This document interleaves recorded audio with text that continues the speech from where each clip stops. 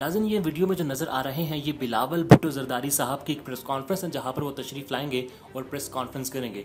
बिलावल भुट्टो ज़रदारी वही हैं जो आए रोज़ हमें टेलीविज़न स्क्रीन पर इखलाकियात का दर्स देते हैं, एहतराम का दर्स देते हैं और वो ख़ुद को अवामी लीडर कहते हैं। अवामी लीडर की ये पहचान है कि वो अवाम में रहता है। मगर अब देखिए, बिलावल भुट्टो ज़रदारी आते हैं और अपने वर्कर से हाथ नहीं मिलाते।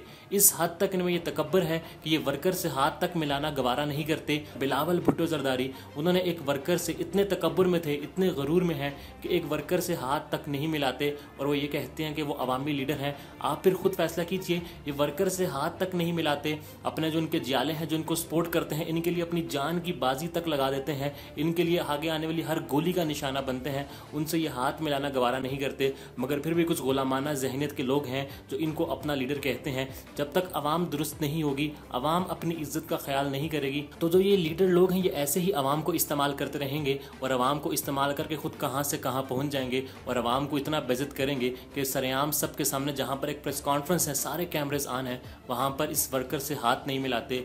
सब्सक्राइब बटन पर क्लिक करें और बेल के निशान पर भी क्लिक करें ताकि हर वीडियो आपको मिल सके। तो वीडियो लाइक करना मत भूलिएगा। अल्लाह हाफिज।